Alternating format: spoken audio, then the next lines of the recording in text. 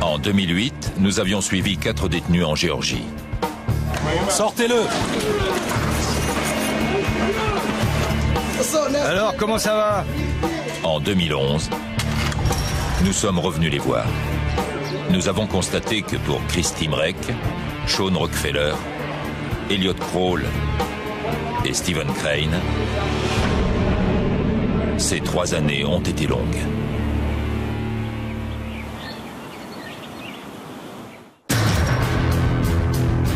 Derrière les barreaux, 2 types de règles coexistent. Le règlement intérieur et le code des détenus. Pour survivre à l'un, il faut parfois enfreindre l'autre. Pendant 3 ans, les équipes de National Geographic ont suivi la vie de prisonniers et de surveillants dans l'État de Géorgie. Quand un système paramilitaire est confronté à des condamnés, dites-leur à tous, on se retrouvera dehors. Qui commande véritablement? Demi-tour, face au mur. Bienvenue dans l'enfer carcéral.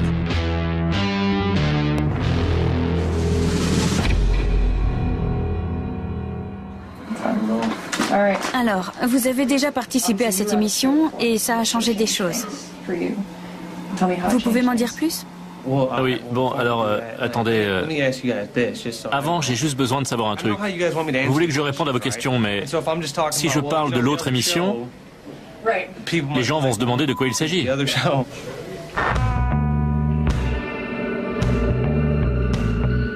Il y a 3 ans, nous avions raconté l'histoire de Chris Timrek.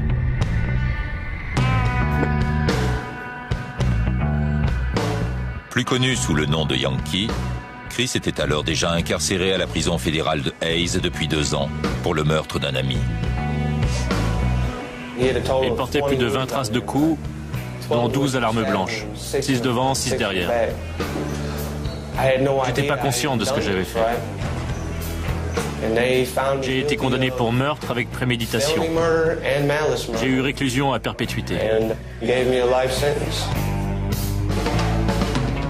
Yankee prétendait que son geste était un coup de folie, provoqué par un syndrome de stress post-traumatique. Il refusait l'idée de passer le reste de son existence derrière les barreaux. Je vois des types qui sont là depuis 20, 30, 40 ans. Ils ont passé toute leur vie en prison. Ils ne valent rien. Je ne veux pas être comme eux. En même temps qu'il se battait pour sa liberté, Yankee se construisait une vie en prison et cultivait un tout nouveau talent. Ça ne fait que 7 ou 8 mois que je fais des tatouages. Donc je pense qu'on peut dire que j'apprends assez vite, oui. À toutes celles qui me regardent à la télé, moi c'est Yankee. Allez-y, tentez votre chance, j'assure grave.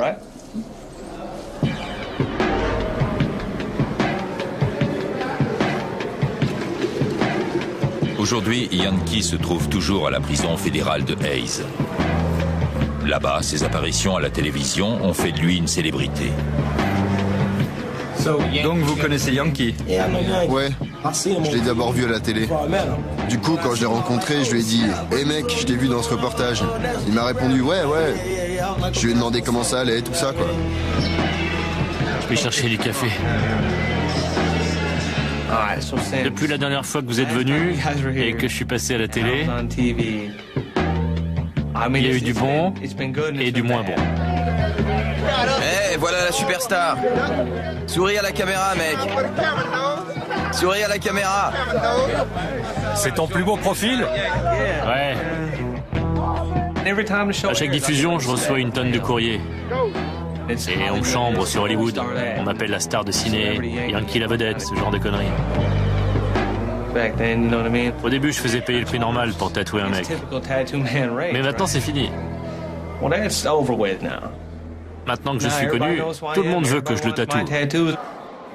Tu veux que ce soit moi qui le fasse parce que tu m'as vu à la télé?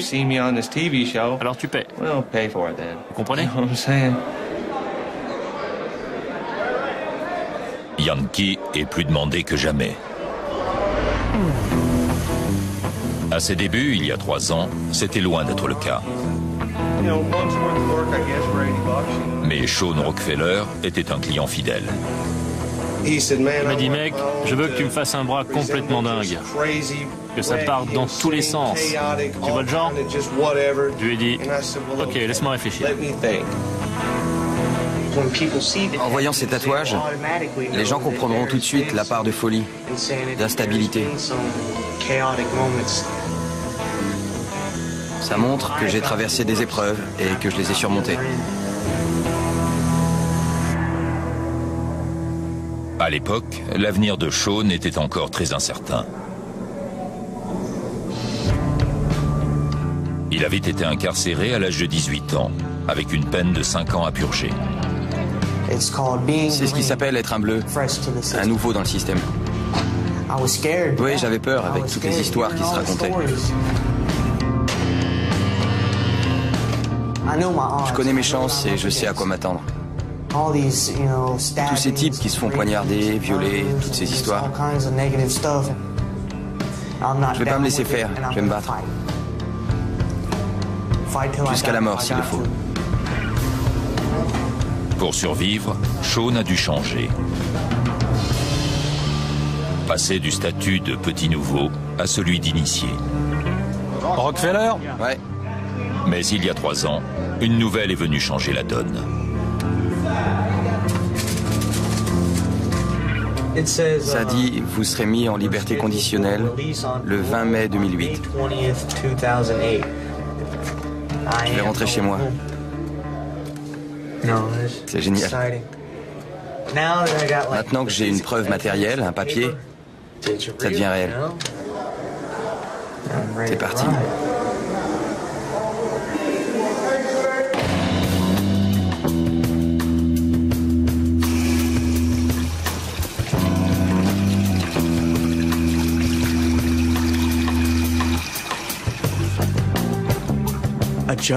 Me réadapter à la vie dehors a été très dur. J'en étais presque à jouer les vainqueurs, vous voyez, du genre... ouais, je suis un dur.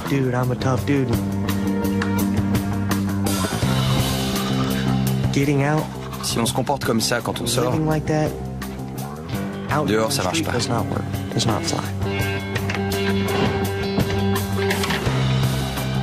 Aujourd'hui, Sean a 24 ans. Et sa vie est à des années-lumière de celle qu'il menait à Hayes. Tes gaufres sont bientôt prêtes. Cela fait bientôt 3 ans qu'il habite chez sa grand-mère, dans la banlieue d'Atlanta. Tiens, prends ça. J'étais son petit-fils chéri, un petit garçon modèle. Maintenant, je suis tatoué de partout et je suis plus dur. Je suis un criminel, un tolard, quoi.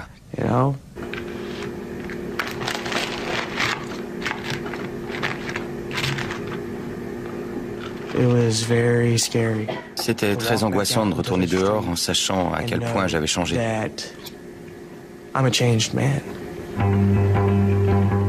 Je suis plus celui que ma famille connaissait. Rockefeller, c'est un mec génial, un super pote. Je suis pas du genre à l'avoir mauvaise. Si quelqu'un sort de prison, je suis content pour lui. La seule chose qui pourrait me contrarier, c'est qu'il fasse une connerie et qu'il revienne. Regardez-moi. Regardez où j'en suis. Ça vous fait envie? Non. Ça fait pas envie d'être condamné à perpète comme moi. Ça craint.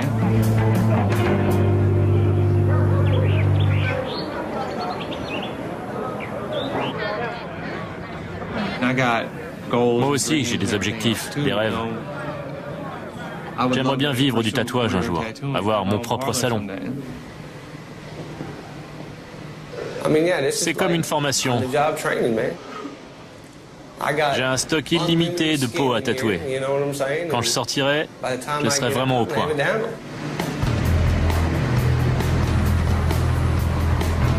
Mais pour un condamné à perpétuité, la perspective de pouvoir sortir un jour est bien lointaine. Pour l'instant, Yankee doit faire face à un problème bien plus concret. il est interdit de faire des tatouages en milieu carcéral. Des aiguilles mal entretenues peuvent provoquer des infections. Et les symboles utilisés par les gangs alimentent les problèmes de violence. Les fonctionnaires des prisons maintiennent donc la pression sur les détenus qui pratiquent cette activité. Tous les gardiens me connaissent ici. Quand les élèves viennent en formation, ils m'ont déjà vu à la télé. Ils savent qui je suis. Ils savent ce que je fais. Bonjour messieurs. Bonjour monsieur. Le directeur, la première fois que je l'ai vu, il a traversé tout le dortoir et il est allé directement à la dernière cellule, la mienne. Il s'est arrêté, il m'a regardé et il m'a dit « Vous ne ferez pas de tatouage dans ma prison ». Je lui ai dit « Compris, monsieur ». Pour l'instant, Yankee ne tient pas compte de cet avertissement. Mais il est dans le collimateur de l'administration. Et maintenant, son statut de célébrité va peut-être le rattraper.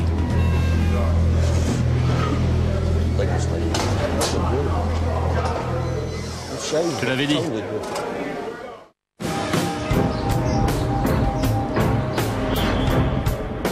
Gang, violence, drogue. Quand la vie carcérale devient la routine, on peut vite atteindre un point de non-retour. Mais un détenu est déterminé à briser ce cercle vicieux. Écoute Israël. Écoute Israël. L'Éternel notre Dieu. L'Éternel notre Dieu. Tu aimeras l'Éternel. Tu aimeras l'Éternel. De tout ton cœur. De tout ton cœur. De toute ton âme. De toute ton âme. De toute ta force. De toute ta force. Et ces commandements, tu les inculqueras à tes enfants. Amen. Amen. Amen. Aujourd'hui, Stephen Crane est un détenu modèle. Mais il y a 3 ans, il n'était pas du tout engagé sur la même voie. 134 H3, prison de Hayes. Bien sûr. Des rumeurs. On était nerveux, sur le qui-vive. On ne savait pas très bien ce qui nous attendait. Comment ça serait? Allez à la porte un par un.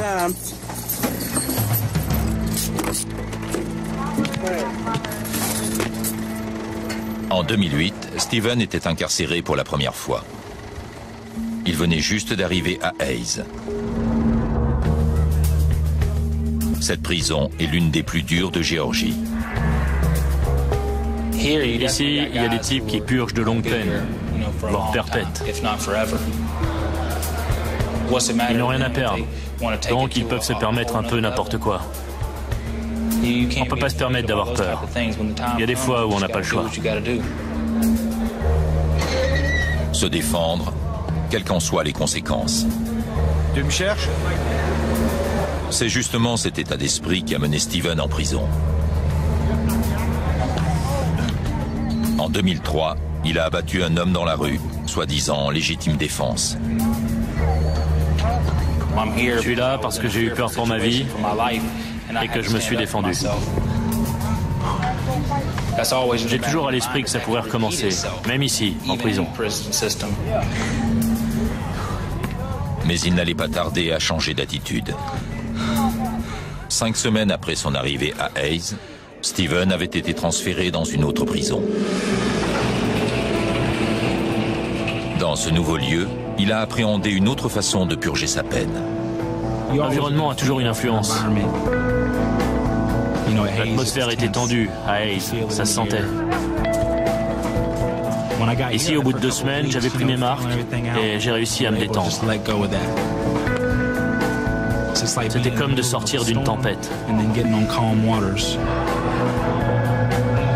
Aujourd'hui, Steve est un détenu permanent de la prison dite de diagnostic de l'État de Géorgie. Ça va? Pour un milieu carcéral, c'est une communauté très soudée. C'est donc un environnement plutôt positif pour purger sa peine. Tous les matins, je me lève pour aller travailler à l'aumônerie. C'est comme si j'étais chez moi 8 heures par jour. Je rentre, il y a l'appel, puis je m'entraîne. Ensuite, je vais me coucher. Le temps passe très vite ici.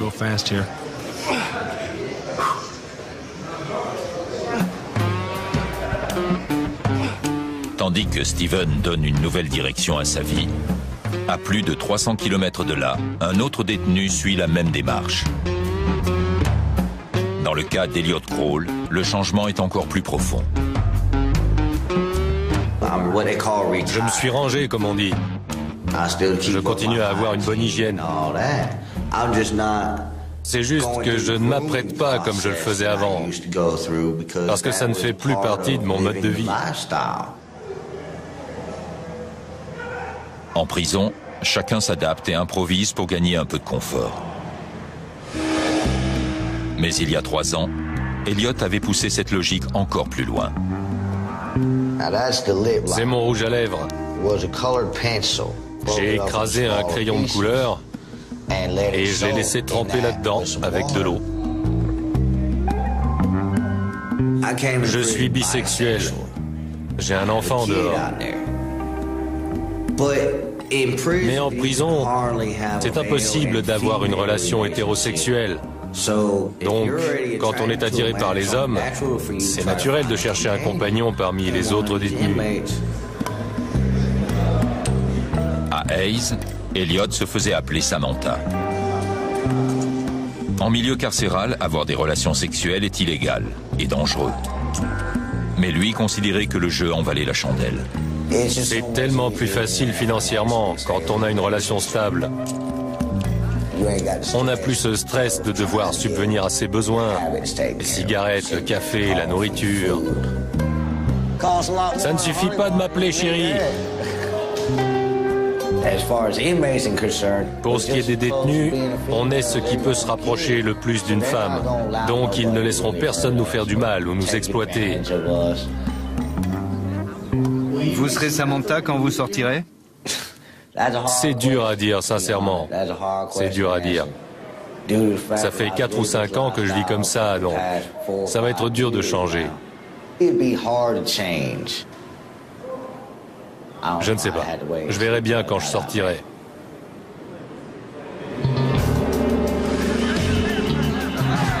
Aujourd'hui, il semble qu'Elliot ait décidé de changer.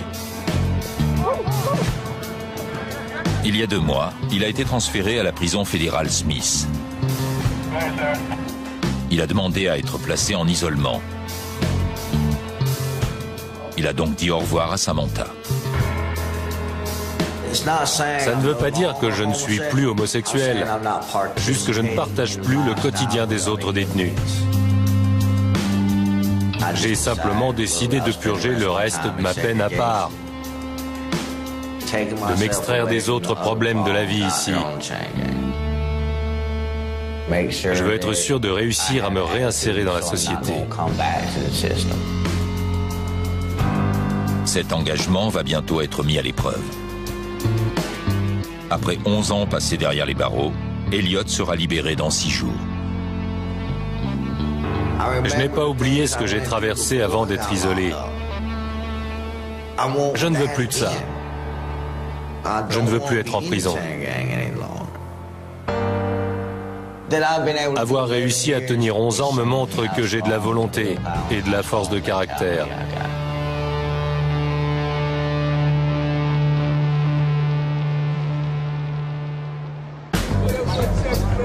Après des années de réclusion, rentrer chez soi est un rêve qui n'est pas si facile à réaliser.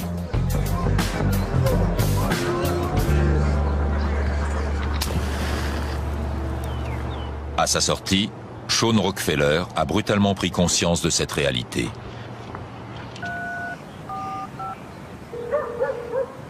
Salut. Ça va? Je me lève. Il fait moche, mais ça me va.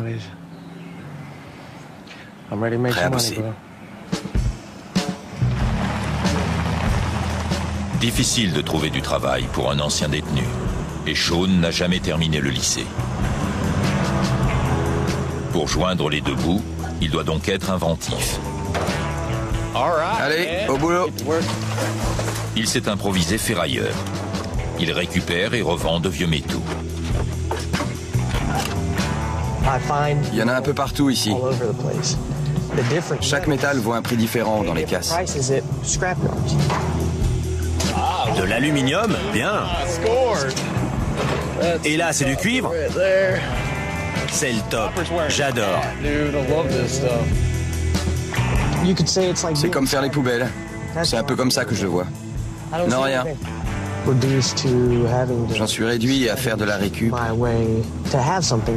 pour gagner ma vie. À cause de cette merde qui m'est tombée dessus.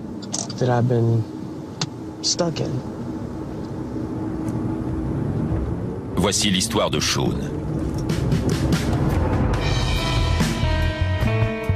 En 2004, il vient d'avoir 18 ans. Sa relation avec sa petite amie, âgée de 15 ans, devient illégale. La mère de la jeune fille porte plainte. Et Sean est condamné pour viol au sens de la loi. Il est envoyé en prison pour 4 ans et inscrit au registre des délinquants sexuels de l'État. Et voilà. Le type en dessous. Agression sexuelle sur mineur. Celui-là, pareil. Ceux qui me connaissent, je peux leur expliquer, leur raconter mon histoire. Mais ceux qui me connaissent pas personnellement vont penser que je suis un monstre parce que je suis sur cette liste. C'est tout.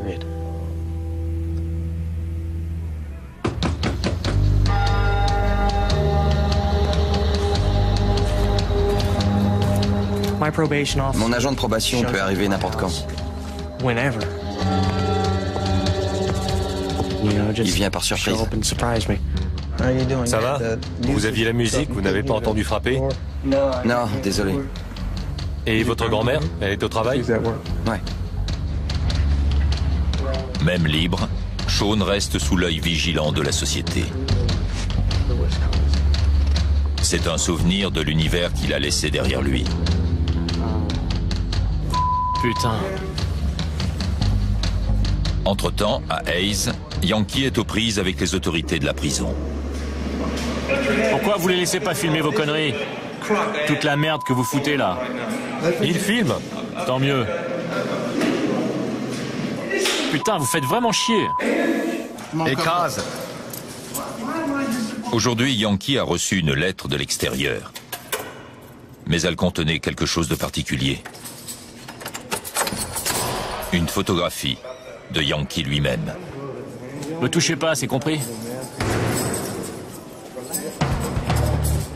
L'administration le suspecte d'avoir pris lui-même cette photo avec un téléphone mobile et de l'avoir envoyée par email à quelqu'un à l'extérieur.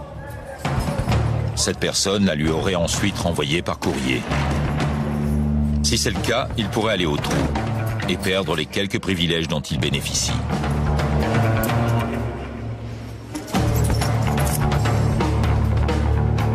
Yankee va rester en isolement le temps de l'enquête. Pour l'instant, il est dans l'impasse.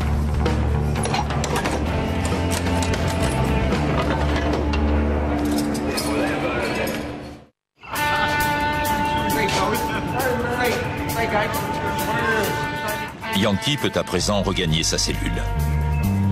Il y a à peine 4 heures, il avait été isolé pour avoir reçu une photo suspecte.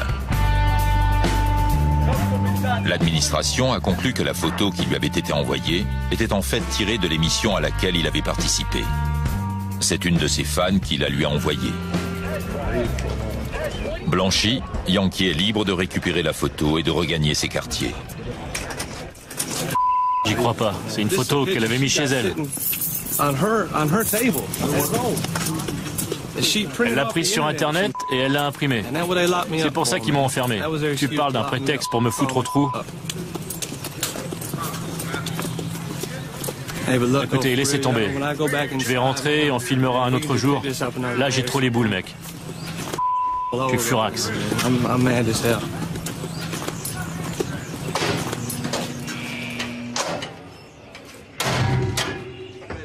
Je nique la prison. Tout ce dont je veux me souvenir, c'est qu'il faut que je me tienne à carreau pour être sûr de jamais revenir.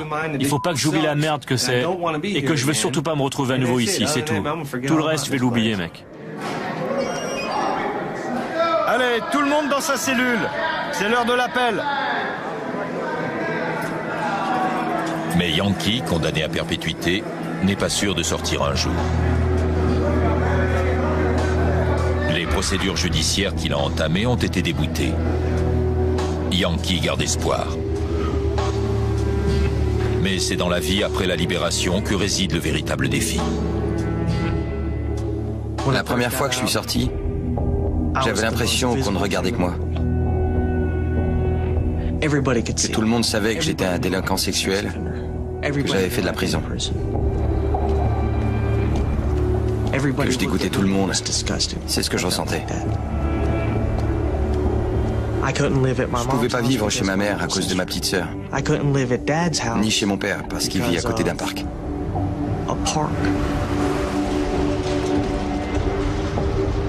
J'avais un couvre-feu à respecter et un bracelet électronique à la cheville. J'ai essayé d'échapper à tout ça, le statut de délinquant, l'inscription au fichier, la vie en général. Je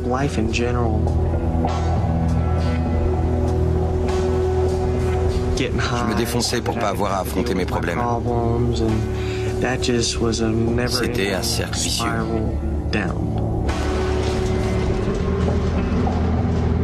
7 mois après sa sortie de prison, Shaun est arrêté pour défaut d'enregistrement en tant que délinquant sexuel. Après une nouvelle période d'emprisonnement de 4 mois, il est à nouveau incarcéré pour violation de liberté conditionnelle. J'ai fini par m'asseoir et par me dire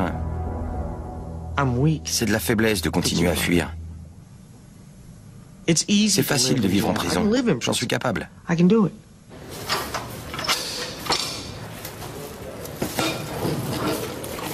C'était tout ce que je voulais pas être. J'étais en train de devenir comme tous ces types que j'avais rencontrés là-bas.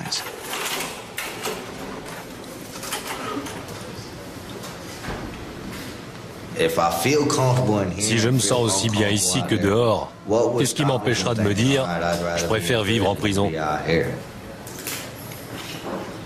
Je ne veux pas tomber dans ce genre de mentalité.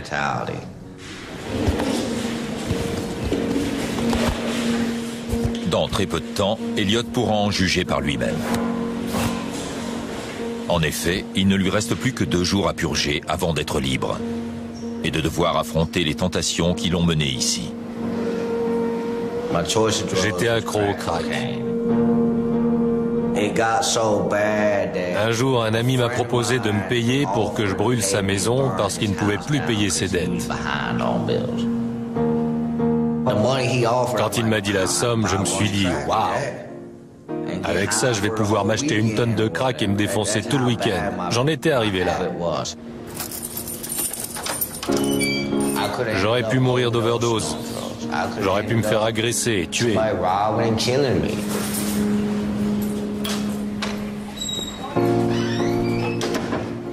Je crois qu'aller en prison m'a sauvé la vie.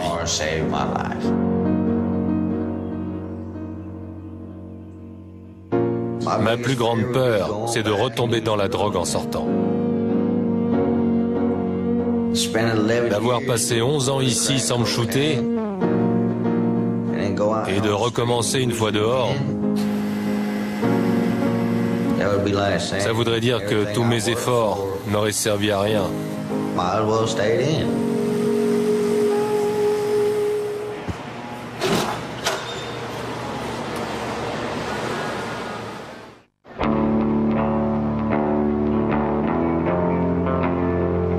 Vous avez déjà vu une photo sur laquelle se trouvent 2 clichés?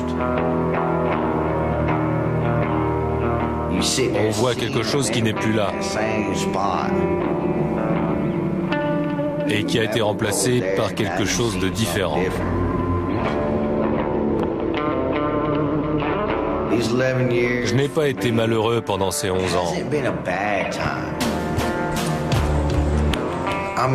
C'est vrai, j'ai perdu ma liberté et tout ce que j'avais dehors. Mais j'ai passé de bons moments en prison. Est-ce que je vais commettre un crime pour pouvoir revenir? Non, j'espère que non. J'espère que c'était pas si bien que ça.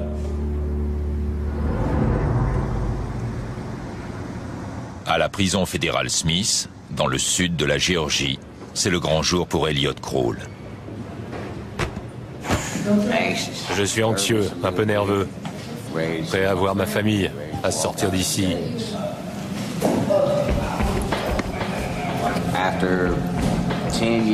Après 10 ans, 364 jours et 23 heures, je vais maintenant rentrer chez moi.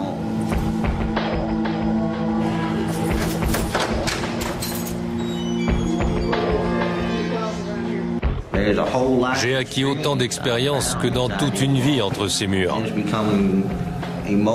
Et là, ça fait beaucoup d'émotions à contenir.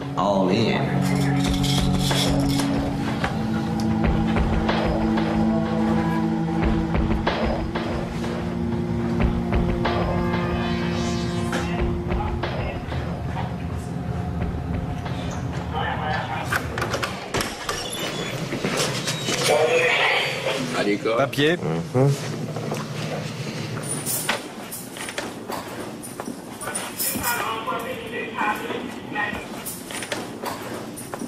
Signé.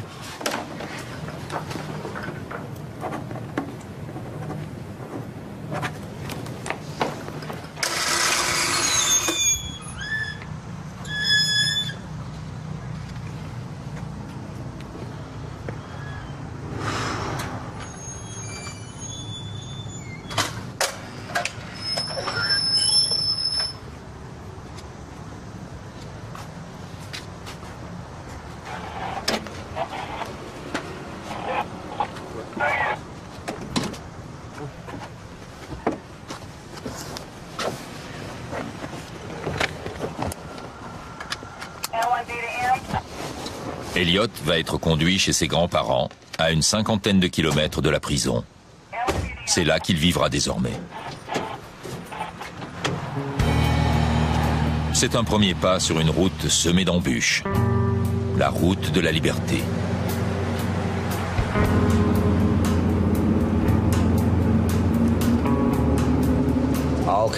Plein de choses me passent par la tête.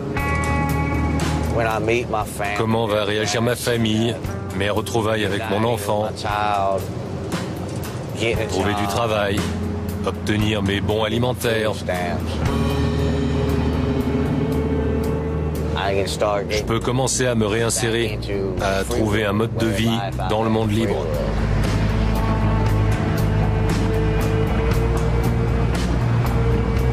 Après avoir passé autant d'années en prison, c'est dur de redevenir un citoyen normal. Parce qu'on n'en est plus un.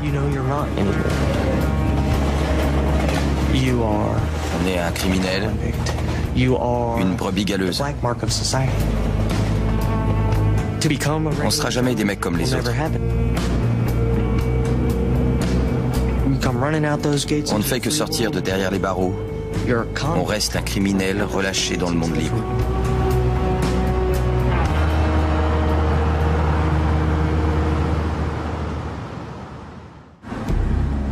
Regardez ça, une Mustang. Elle est belle. Je suis resté tellement longtemps entre quatre murs que tout a l'air différent. L'essence valait dans les 25 cents le litre quand je suis rentré. Et maintenant, elle est à plus de 50 cents. Les gens n'utilisent plus de téléphone fixe. C'est dingue.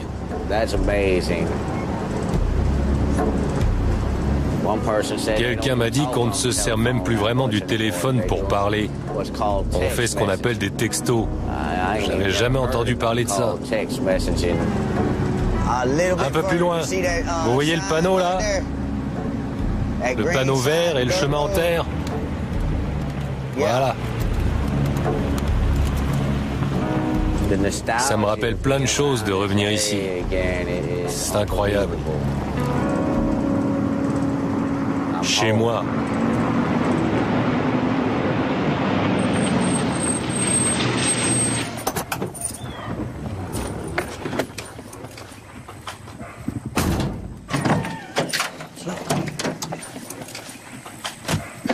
Soyez prudents.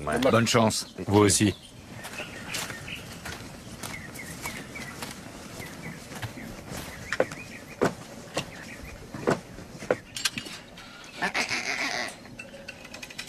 Non, non, non.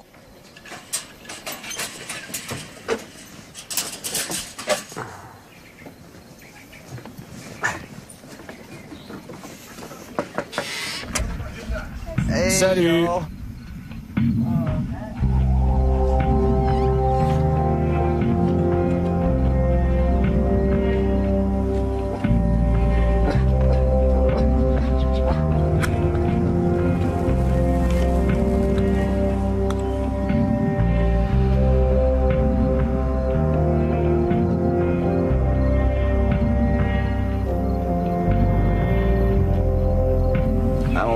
Ne voir aucun grillage, aucun barbelé.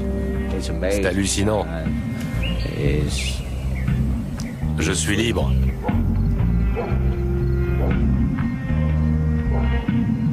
Et si vous échouez? J'ai carrément du mal à l'imaginer. Parce que ça n'arrivera pas.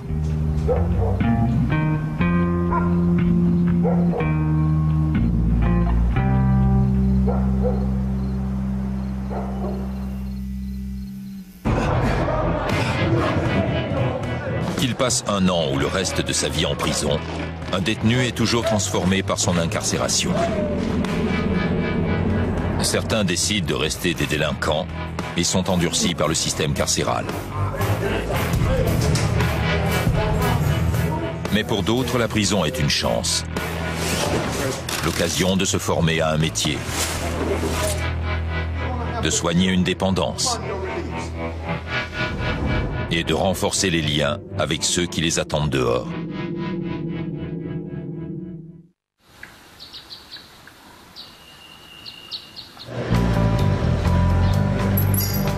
À la prison de Jackson, c'est le jour des visites. Pendant ces quelques heures, c'est comme si Stephen Crane était à nouveau chez lui. Mon grand. Ça va? Bien. Ma famille est présente depuis le début. Depuis le tout premier jour, ils ont toujours été à mes côtés. Ils ont toujours tout fait pour moi. Ça fait partie des choses que je trouvais normales avant. Mais de voir que certains n'avaient pas cette chance m'a fait changer ma façon de voir les choses. Je suis devenu beaucoup plus reconnaissant. Stephen Crane fait en effet partie des chanceux. Ses parents le soutiennent. Et il aura un travail et un logement lorsqu'il sortira.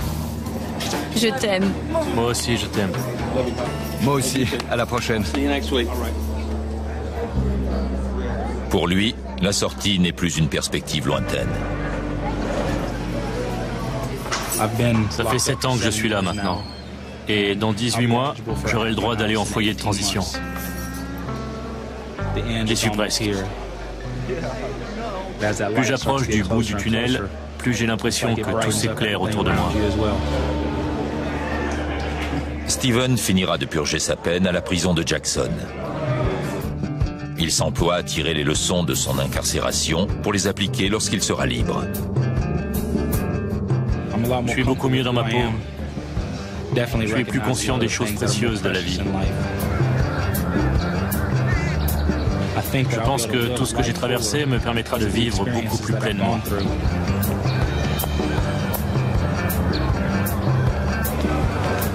Cela fait maintenant plus d'un mois que Yankee est sorti d'isolement. Il a repris sa vie dans son quartier. Mais récemment, sa notoriété a apporté quelque chose de nouveau à son quotidien.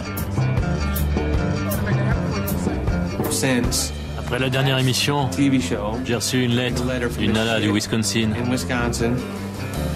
J'ai trouvé ça cool, donc je lui ai répondu. On a commencé à s'écrire et puis à s'apprécier. Maintenant, ça fait 1 an et je crois qu'on peut dire qu'on est fiancés.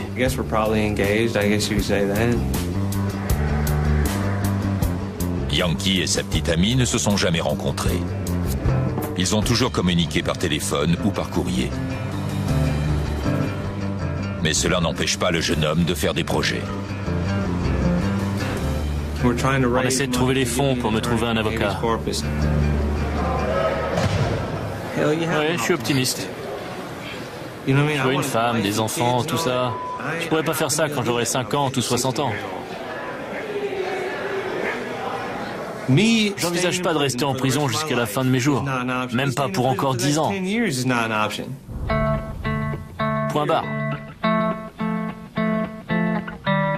Yankee va sûrement m'en vouloir, mais il faut qu'il fasse 10 ans. Fais 10 ans et tu sortiras. Lui comme moi, on doit purger notre peine. Vas-y, à toi. Sean Rockefeller devra encore rendre des comptes à un agent de probation pendant 9 ans.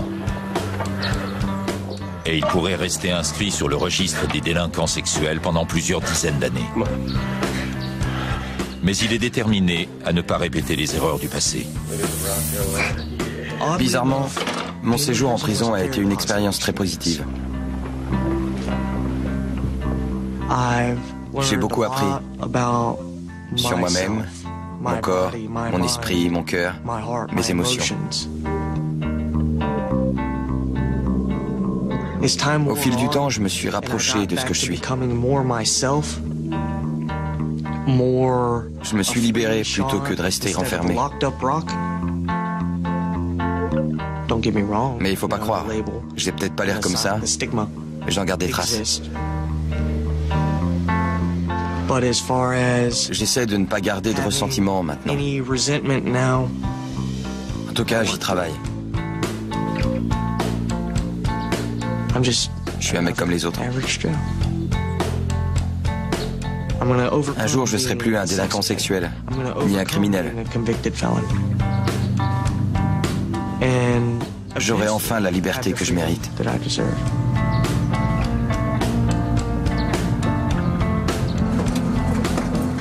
La prison, plus jamais.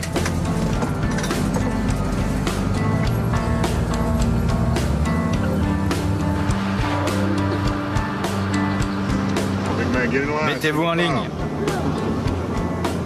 Bon, écoutez-moi. Dans cet établissement, le dernier mot qui doit toujours sortir de votre bouche, c'est monsieur. Compris? Oui, monsieur. À peine 7 mois après sa libération, Elliot Kroll est à nouveau incarcéré. Je n'imaginais pas à quel point c'était devenu aussi dur dehors. J'ai commencé à boire moins de 2 jours après ma sortie. J'ai commencé à traîner avec les mauvaises personnes, à fumer de l'herbe, à faire des bêtises. Allez, viens faire la fête, Elliot. T'es resté enfermé tellement longtemps. Amuse-toi. Et je me suis laissé entraîner. Elliot Kroll, va prendre ton matelas. Lit 37 en bas. Elliot a été inculpé pour avoir volé des fils de cuivre dans des maisons afin de les revendre. Mais il n'est que de passage à Jackson. Il va finalement être transféré dans un autre centre. Là-bas, il décidera comment il veut purger sa peine.